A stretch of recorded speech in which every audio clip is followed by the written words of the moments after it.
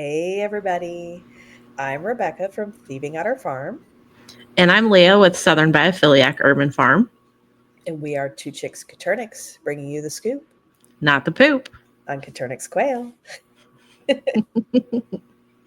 So we thought we would talk today. Boy, I'm doing great right out of the gate. I'm tired. I had a big weekend, Leah. You did. You did. Maybe you should share a little bit.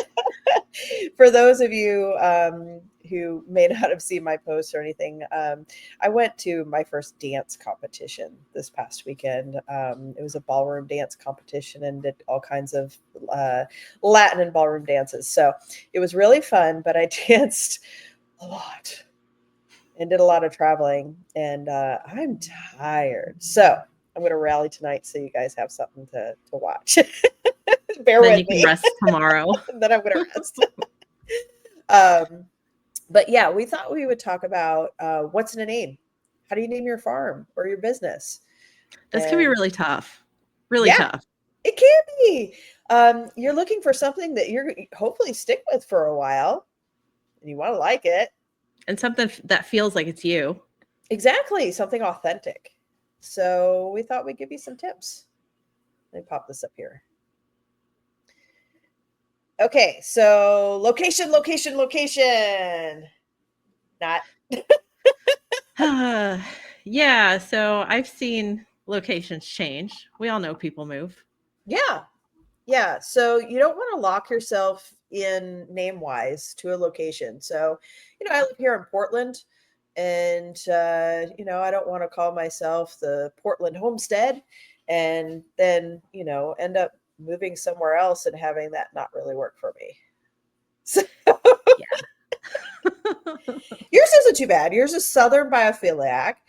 Yeah. And And I will never go past like Tennessee, probably ever yeah, that yeah, far you're north. always gonna Like, be Southern. You yeah, I you can't do it. Yeah. you hate being You'll have to cold. drag me. Just It's drag not me. gonna happen. So you're Uh-uh. pretty safe with yours. And the thing with yours is it's pretty broad. Yeah. Like Southern covers a really big area. You're not saying Really like big. one Yeah. little town or a certain county or something. Because You I can think people start calling it the South, like Kentucky, is what I've yeah, heard. you're good. You're good. You're not honing in on a very specific area that you might move from. So Right. that's a big thing to worry about. How But if about you say like New York quail, well, what right? if you decide to move out of New York? Exactly. Exactly. Yeah. You want some flexibility in your name. Speaking of names, let's divorce the names. Yeah. So, as much as we all want to believe in happily ever after, Yes, things happen, breakups happen. they do. So, you kind of want to avoid having your farm be made up of like your last name. If you're a woman and you've taken that last name, if you're a guy, it'd be fine to use your last name. Yeah. Um, but well, I shouldn't say just guy because partnerships and stuff can have share last names, but you also like so my first farm name was actually a combination of my name and my ex-husband's name, and then when we got divorced I never wanted to see that name again. So I had to go through a It's lot of work. understandable. Yeah. Yeah, and I had like a business license and an online presence and like all the, tax stuff. I had to go through the entire process of getting a new LLC and changing the name. That's a lot of work. It's so much It's a work. lot of Don't do work just that. to put all that together in the first place, but having to do it all over. Exactly. Yeah. Exactly. And, all of a sudden you've lost your brand recognition overnight. Yeah, So, because your brand holds so much. yeah. Yeah, so you don't want to do that, okay? Um Leah, here's one that you can talk about like don't box yourself in. Yeah, so I put this one together because I've seen this happen a lot of different times. So, unless you know you're going to be in it for like the long game, you never know when things are going to change. So, say you call yourself New York Quail or even something chicken farm. What if you decide not to raise quail anymore? What if you switch gears? What if you're not raising something else? You've stuck yourself in a box and then you need to rebrand. Yep. And it's a little bit hard to do that when you've got quail as part of your name. Absolutely. I started from breeding chickens. That's where I got my start in the poultry world, was breeding chickens. And now I'm known for quail. I still have Right. chickens and I still breed chickens, but had I put chicken in my name, it would be really hard for me to be doing what I'm doing now. So it's a good Right. example of And that. it gives you more gray area to bring in other aspects to your business Yeah, too. absolutely. So, okay, Leah, you're good on this one. I think I am too. Make it memorable and unique. That's a big one. Yeah. Yeah. So, how did Because you you get your can, name? what's that?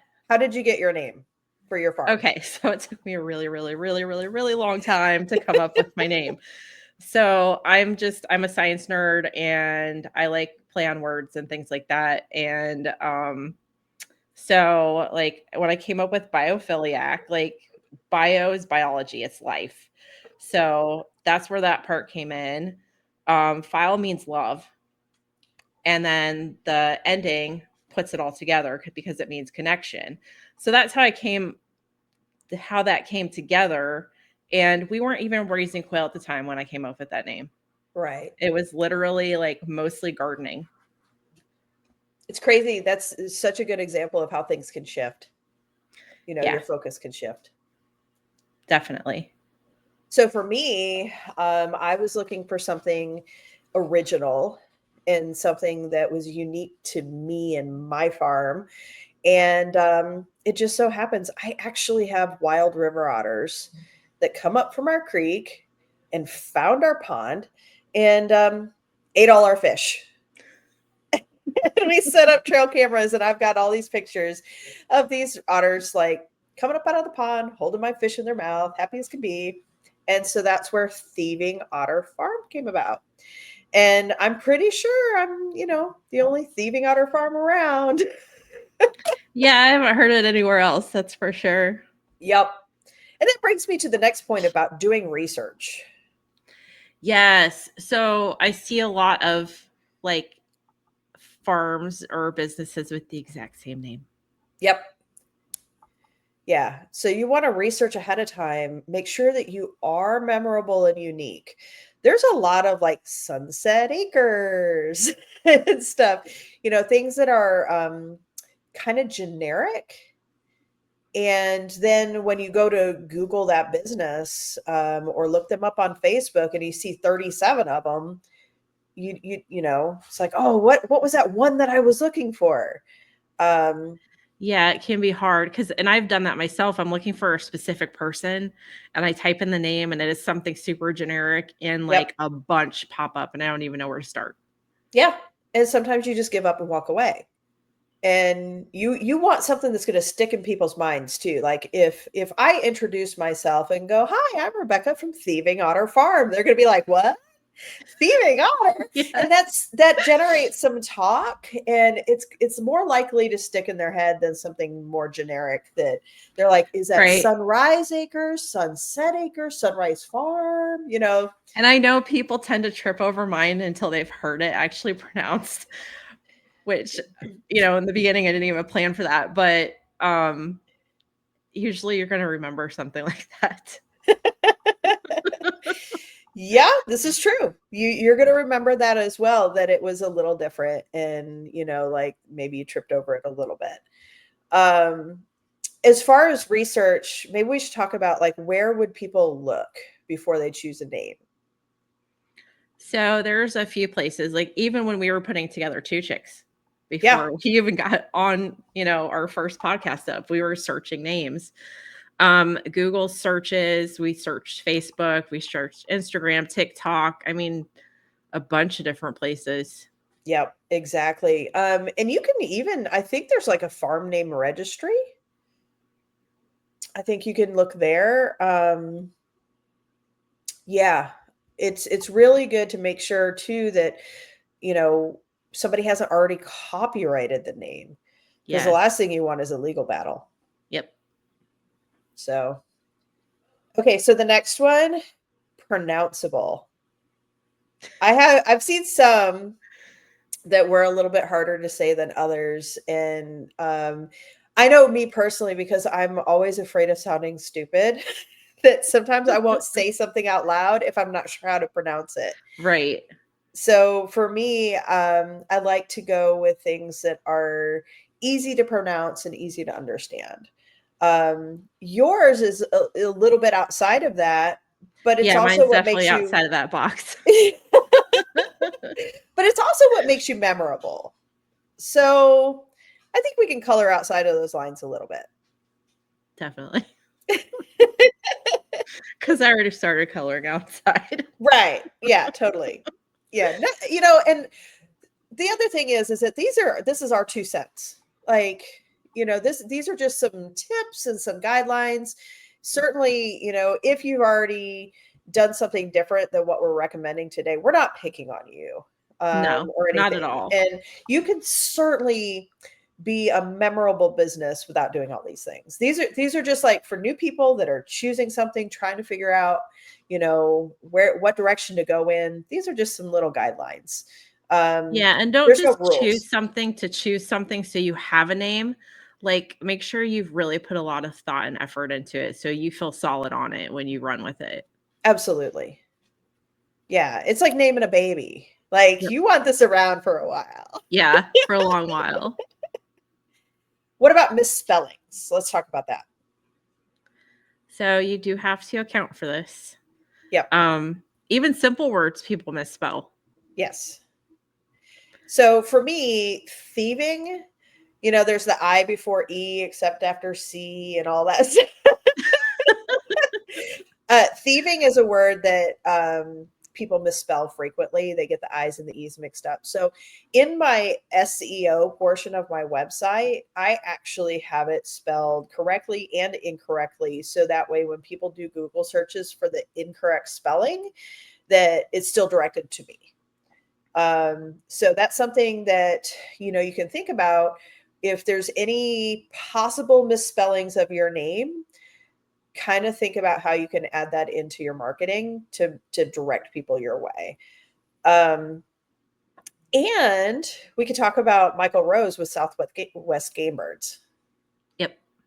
Because he purposefully misspelled. Yeah, I thought that was pretty smart. He was talking about, when he was picking out the name for his place, that he actually wrote Game Birds as one word instead of 2 words, so he would stand out in searches. I thought that was kind of I unique. find that interesting, yeah. Yeah. So, But what about like purposeful misspellings? like when you kind of like when they spell like Quick Mart gas station, like KWIK Yeah. instead of QU. Yeah, yeah, there's that.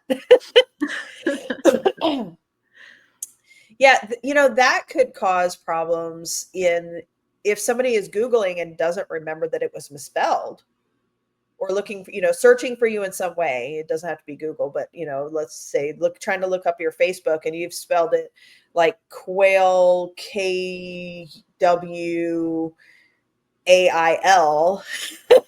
or something. Right. You're not going to be found because they're looking for the correct spelling of it. So Yeah, and that can make things very difficult. yeah. Yeah. So while it could be cutesy, and could be memorable or unique, it may also cause people to not be able to find you well. Right. So And the that's about all. internet's a big place, so we It gotta sure try to is. make it, yeah. Oh goodness. That's about all I can think of. What about you, Leah? I think we got everything. All righty. Well, let's say goodnight then. Hope everybody has a wonderful week. You guys have a great one. Be sure to like and subscribe. Bye. Bye.